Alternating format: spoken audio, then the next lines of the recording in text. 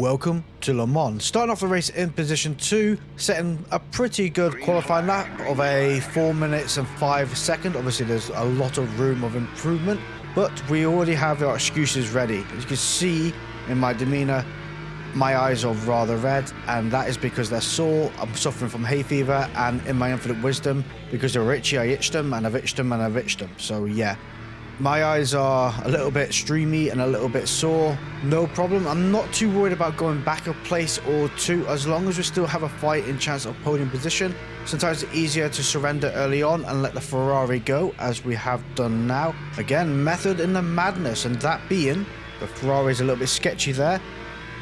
Applying pressure will force a mistake, and I'd rather deliver the pressure than be under pressure ourselves. So let's get right up behind this Ferrari's backside and deliver said pressure.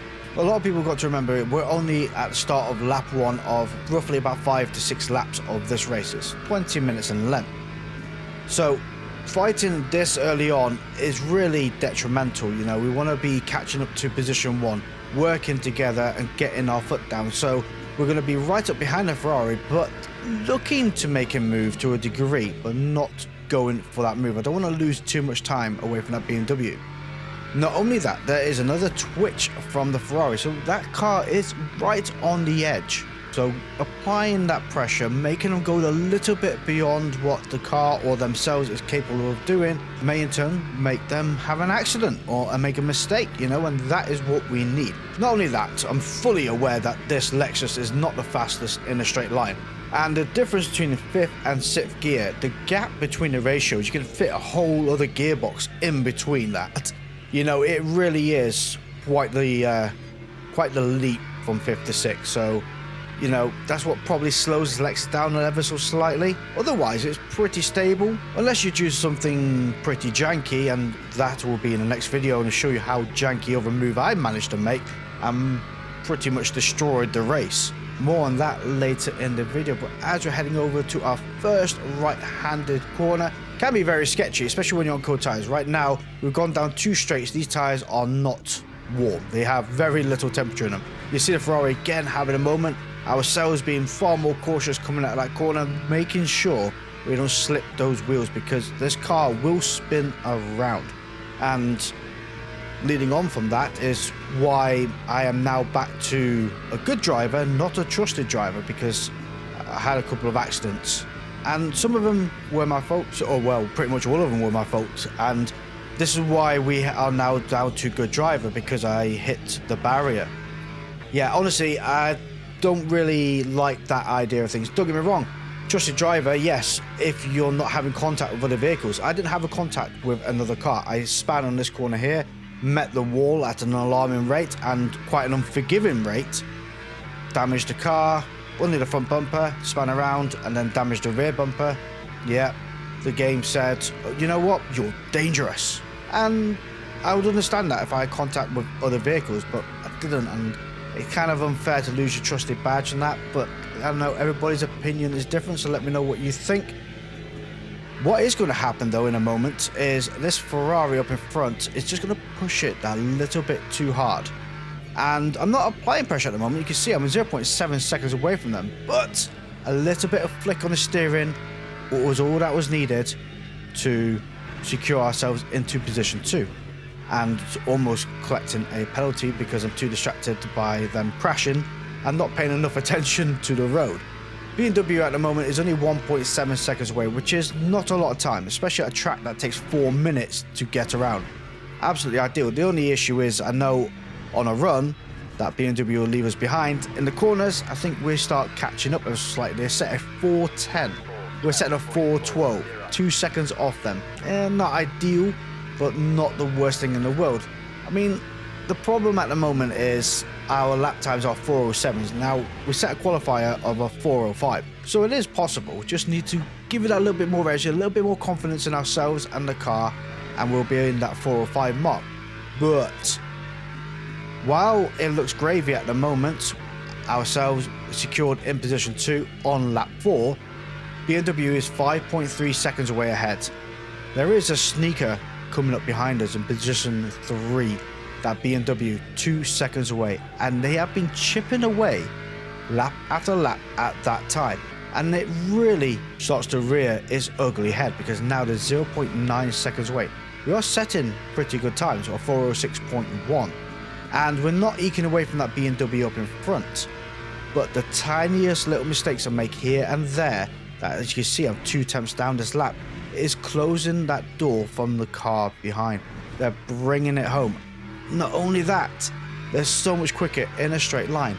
They're going to have the slipstream. We need to get away. Make these next few corners count. Try and break that little bit of toe they're going to be able to have, else we are going to be in a lot of hot water. It is the final lap of this race. Come around here. Oh, there's position 6 has set the fastest lap here, 404.8. Quite a quick lap, especially in the Mercedes. Credit where credit is due. And to be fair, the Mercedes is pretty good at this track. It just likes to understeer a little bit. But if you remove the brake bias a lot to the back wheels, it does seem to counteract a lot of that. Going back to what we were saying a moment ago, we set a record-breaking Sector 1 this lap. Absolutely ideal. Counting those temps up. But I don't think it's enough to be out of the, well, giving the slipstream to the car behind. Oh dear, 0.9 seconds. They are going to get a whiff of that slipstream. They are clicking to 0.8. We have to make sure we nail this section here. Braking just before the 100 board on the left hand side, hard on the pedal, down to 3rd gear, then releasing it off and slowly trailing it in, down to 2nd, round this corner, out the other side. We are really changing that time delta. Look at that, 8 tenths up this lap alone. Now, only if we had that throughout the whole race would be kind of appreciative, but the problem we have, even though we're almost a second up this lap alone, position 3 still 0.7 seconds away. So while we're gaining, they are also following. They're matching our pace and still closing in that door. Braking just before the 100 board again, down to 3rd gear. In we go, tap of the throttle, back on the brake, nice and tight into that curb, get on that throttle nice and early, nice and gentle. Don't want the car to over rotate. 1.3 seconds up this lap and only gained 1 tenth from that car behind. We have another run ahead of us and they can start whiffing on the slipstream of this car, and it is braking. The pressure alone is absolutely insane because I know they're only 0.7 seconds away, but look how close they are in this braking zone. Close that door. We got out quicker. 0.7 seconds ahead still. 1.6 seconds up this lap alone. And it's not enough to break them away. Not only that, they've got more fuel. They got 56% fuel left remaining. We're at 21 and they are still right up behind us. 0.7 seconds may look in the rearview mirror like a mountain of time. It really isn't. It is one mistake, one bad corner away. Braking down the 2nd gear, a little bit late on the brakes there, but we managed to get the car to rotate. Lost 3 tenths from that bad corner alone. Can we nail this one? Down to 1st gear, rotate it on that power, nice, steady, nice and early. We're like 1,000th up. It really is that micro difference. Can we make it through the Porsche curves and beat that car behind us? It really is going to come down to that, because while that BMW has the power, does it have the corner ability of this Lexus? We're going to find out now. Down the 4th gear, nice and tight into that curve, gently applying a bit of throttle, helping the car rotate, helping the car keep its speed up. Could have gone through that a little bit better. That BMW behind has found a couple of temps again. They're 0.3 seconds away as we go through the Porsche curves and out the other side. Could have turned in a little bit earlier. That BMW is sniffing. They're right up behind us. And you know what? Should have defended. Should have defended, but they were so close. I didn't want to move over and pretty much pit ourselves. What a lovely move to that BMW driver. And to be fair, you know, we was 1.8 seconds up this lap, so we would have set an insane 404, something close to that, you know. And what an insane move towards the end. And you know what? A great driver overall as well, because they do say, GG, man. Well done. Thanks, buddy. And I also say, you know what? That was an insane move to make, and I should have defended. Hope you get to see this video, buddy. It was a great racing with you. kept the pressure right on. And talking about right on, let's get right into the next race and see what actually happens at Le Mans that pretty much seals the deal of destroying what we had going for us. Coming out the pits because this was a bit earlier on in the day and I wanted to see what the lobbies were like, you know, and you see I'm a trusted driver at the moment. This is what changes the trusted driver down to a good driver. Yeah, I kind of like that badge because it secures you to a race with a lot of other people that is at the same degree as you, trusted driver. So we're going to do a couple of races, get that level back, and it's all part of the fun really, isn't it? Now, like I say, we're starting off in the pits. We're in position 17, car behind is 5.2 seconds away. One hasn't even left the pit and one's in the garage. So it really was kind of a weird start to the race. And do you know what? I kind of like starting in the pits because here, everybody gets like about a 14-second time jump compared to you. So it's kind of nice to start hunting down and making gains to a certain degree. I mean, we're in position 15. Not too bad overall. Yellow flag up ahead as the car has gone off to build some castles to our left hand side. So that is another position in the bag. Now, we're not pushing the Lexus too hard. We're just keeping up momentum with that BMW up in front. And when they start to hold us up a little bit, that's when we're going to pounce and make our move. Kind of blindside them because they think we're on the same pace as them, and we are not. And it's probably a great place to make a move in a straight line, because really not a lot can go wrong in a straight line, can it? Well, this is at the moment, honestly. To be fair to the BMW driver, besides giving us a little bit of a squeeze into this corner here, we actually go side by side, unharmed, unbothered, and very fair. So credit where credit's due to both of us there. Thank you so much. And ultimately, they kind of back out. Not only that, as they do slipping behind us, getting in that slipstream, and is a lot quicker, they don't actually compete. They just sit behind and don't really make another move. And right now, they're now 1.3 seconds away. BMW has had a moment, took the Mustang out. That event will unfold in crash cam later on. It's not as plain and simple as you might think. Kind of a dirty move, to be quite honest. So make sure you stick around for that viewing in crash cam. Now, right up behind this Lexus, so we have a brother in this race, a fellow companion running the beautiful Lexus. A little bit squirrely coming out this side. You know, we're going to start nipping up the inside, gain that position away from them. Probably squeeze them a little bit too much there, but I thought they had a lot more room than what they did. Ultimately, kind of sacrifice this corner and then looking to make that pounce back. So I'm going to make this car as wide as possible and just park it in the middle. And ultimately, they have to back out for this corner here. Down the section we go. Try and break away a bit of that toe from the Lexus behind. And I don't think it really is going to matter too much. This thing just isn't fast enough for it. Sadly to say, but it's such a pleasure to drive. And you can see him now looking, sniffing. But ultimately, I think they may have given us a bump draft. Oh, they disappeared.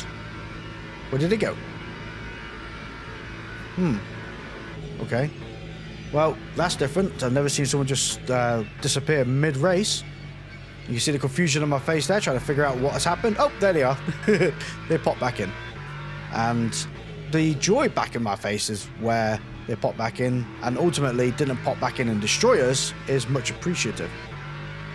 By the time we get to the start of lap 4, which is pretty much only really 2 more laps to go after this, dependent on when first place crosses the line, we catch up to the BMWs up in front. We're in position 8 at the moment, bear that in mind. We've been hauling absolute everything, but I take that corner terribly. BMW also did the same, and we both met exactly at the same point and crashed. Oh, lovely. And how frustrating is that? I have really bad suspension damage, and this car is a pleasure to drive. The steering's concave to the left, you know, and when you brake, the left wheel locks up and does some weird tendencies. And while you're driving, it does give you the ultimate surprise now and again. It really wasn't driving all that bad, I gotta say, it really wasn't. And you can see, you know, we're down to position 10. We're only 21 seconds, even after that crash, away from the cars up in front. So, yeah, although this car is bruised and hurt, it was still quite the champion of the race, I would say. It would have been kind of nice to not crash into said BMW, but away you go. And guess what the insult to injury is? Top 10 in this field is something to be proud of. Well done. Enjoy your cooldown lap, and we'll see you back here to celebrate. What? The game has no clue what just happened. And talk about what just happened. What was that? Yeah. Put the car straight. I'm not going to lie. Just put them straight. So you got to say thank you to the BMW driver. They saved you on that section. What is kind of funny is this moment here. Why did the McLaren turn left into the BMW? Please place your answers down below. There's a wall there. And there. Mustang doing Mustang things. And BMW's doing motorway things. Oh, McLaren's gone sandcastle building. Away they go. Understeer, understeer, grass, grass. And into the Cadillac. Ouch. Anyway. This is an insane dive bomb from the Lamborghini. So, yeah, typical Lamborghini drivers right there. Ooh, I just heard the back end hit that wall, so that is rear end damage. Maybe the spoilers fell off. Oh, a bit of a tank slapper there, and ultimately, back into the wall. Less than ideal when the back end hits something because you lose the spoiler, and that is it. The car is pretty much undrivable.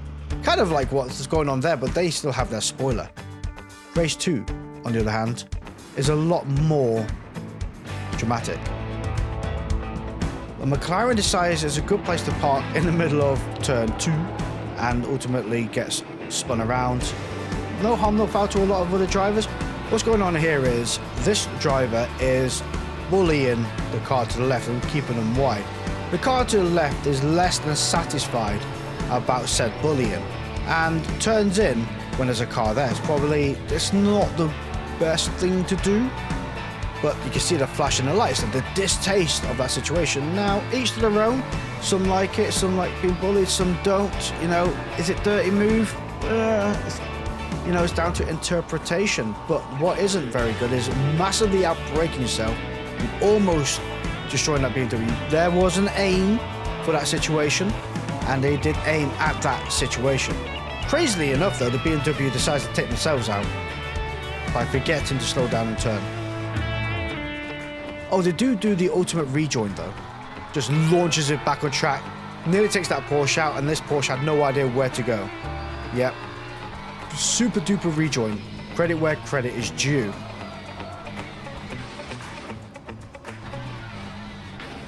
Oh, they actually went through that wall. Less than ideal. Corvette still turning left. Through the wall. This is the move I was going to tell you about. Yeah, so this is who plans to overtake there. Destroys the BMW. Not only that, they didn't just destroy one car. You see, what a crazy move to make. Who goes for that move there? Not only that, BMW falls backwards into the Mustang. So not, you know, two drivers out because of one ridiculous move. He was just saying hello to the crowds there. Just get a good close-up. Everybody likes a good view of the car. Not too sure what's going on with these Porsches because, you know, they're on the same team to a degree. They should be friends with each other, but they're a bit squirrely going down a straight line. And I think the Porsche to the left is squeezing the Porsche to the right a little bit too much, you know. You can both fit down there. Probably could fit four of you down there in a straight line and still have no contact. Who's got the biggest cojones to brake? Actually, I expected a lot more to happen, but it didn't. Here's my situation.